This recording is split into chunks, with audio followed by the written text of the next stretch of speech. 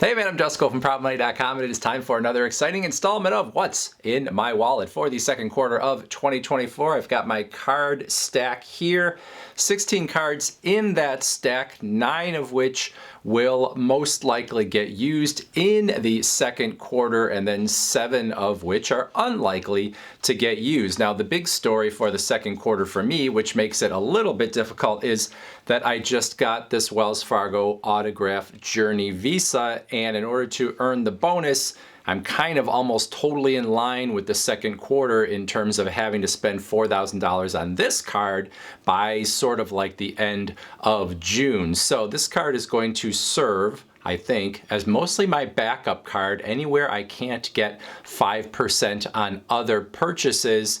And then I'm going to kind of figure out where I'm at sort of at the beginning of June and be like, okay, how much more do I have to spend in order to get to that $4,000? And if I have to forego some 5% categories somewhere else in order to hit that $4,000 on this card, I will, because that will give me 60,000 points as a bonus, and it would be very stupid to maximize a 5% card somewhere else and not get the 15% reward essentially on that $4,000 spend. And of course, when you spend on a card, you're getting the everyday points and you're working toward that bonus.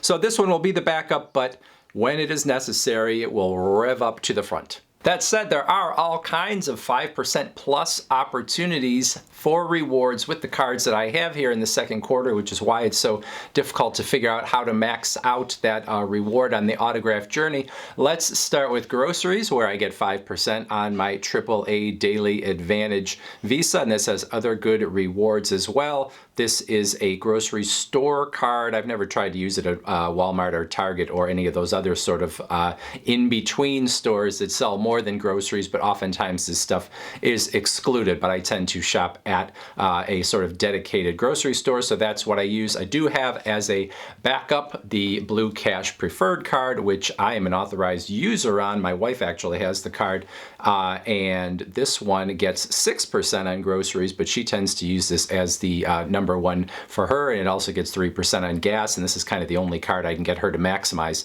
So I tend to put my groceries on the other one and make sure that she uses this one as much as possible, but every once in a while I'll use that too. All right, looking at gas purchases, it is the Discover It card with its rotating categories for the second quarter, 5% back on gas as well as electric vehicle charging, and then also home improvement and transit are included in the 5% categories. You get that 5% on up to $1,500 of combined purchases in all of those categories. I will probably only use this for gas. I don't know if I will max it out, but with all of the other opportunities and places where I have to spend, I think this will be the gas card and probably won't get used otherwise. Restaurants in quarter two has to be the Chase Freedom Flex, a card that is giving 5% on restaurants in the second quarter, plus you are getting the normal bonus on restaurant purchases that this card offers. So it is a stackable solution, which means you're getting 7% on restaurant purchases in the second quarter on up to $1,500 worth of purchases in that quarter. Now you also could get 5% on Amazon and Whole Foods purchases with this card, which I will not be doing. And then you also can get 5% on hotel purchases. And if you book your hotels through Chase Travel with this card, you actually would get 9% or 9 points per dollar on those purchases, because normally you get 5 points per dollar on hotel purchases through Chase Travel with the card. And now you're getting an extra 5, which actually is an extra 4, which we've been through in other videos. So you would get 9% or 9 points per dollar on those hotels through Chase Travel. But again, for me, I will max out that restaurant category. That is one place where I tend to overspend, is on eating out. And so 7% is really nice for me.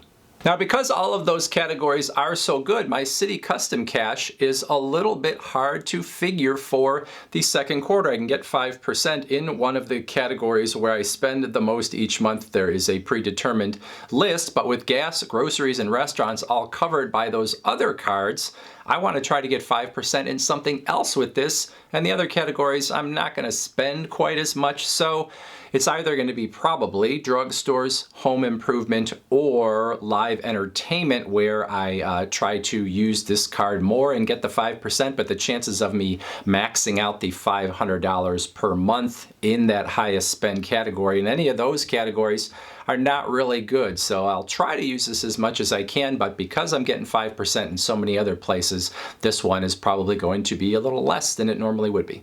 And then again, with the autograph journey, this is my backup card for all my purchases, but it also is 5 points per dollar on hotel purchases. It's 4 points per dollar on airfare purchases. So if I have any of those travel purchases in the second quarter, those will go on this card for sure. And then any other purchases, like I said, that don't fall into any of those categories with the 5% plus that I might already be getting, that's what will end up on here. All right, and then the last two places where I could get 5% in the second quarter, Target with the Target Red Card, which actually is a 5% discount on all of your purchases. As mentioned previously, the Target Red Card is changing into the Target Circle Card, which really isn't going to change a whole lot about the card, but it's not going to be named the Red Card very much longer. This will soon be a collector's item. And then the Amazon Visa also gives 5% or 5 points per dollar on your Amazon purchases and your Whole Foods purchases. I did mention that, I can't even remember anymore, the Chase Freedom Flex, I think, giving 5% on Amazon in the second quarter, but I won't be using that. I will continue to use this card at Amazon and maybe the occasional Whole Foods. So those are definitely the core cards that I will be using in the second quarter. It's a good chance that none of the other cards, save one, will even be used at all. But as a backup, I will have the Citi Double Cash, which is my normal backup card, 2% cash back on all of your purchases, regardless of the category.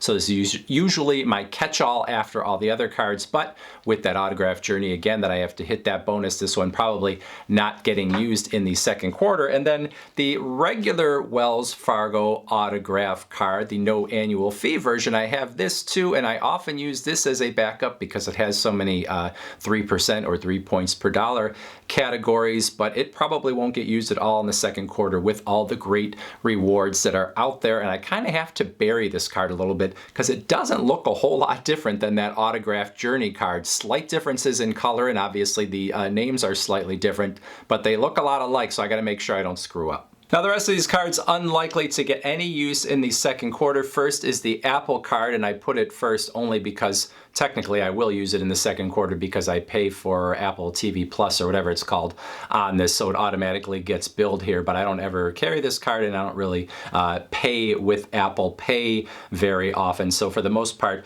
nothing going on with that. Chase Sapphire Preferred actually has had a decent amount of use in the past 3 months, but probably not going to get used at all in the second quarter, again, because of the fact that there's so many good rewards in other places. Same thing with the Capital One Venture X.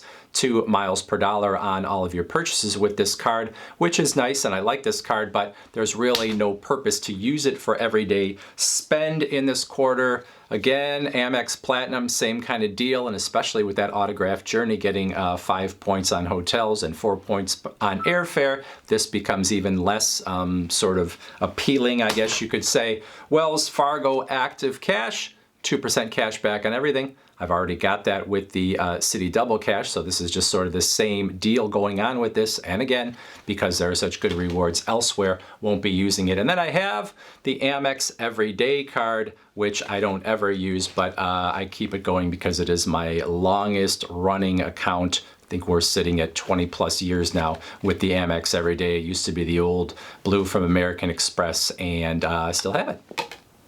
So that is it. All kinds of great opportunities in the second quarter. If you have any or all of these cards, there are many 5% or 5 point per dollar opportunities, some even more than that in the second quarter. And if you're not working on a bonus the way I am, you can really take advantage of all of those. So that is it for this video. I would love to hear what you are doing in this second quarter to maximize your credit card rewards. Put that in that comment section below, or if you have any other questions, put those down there too.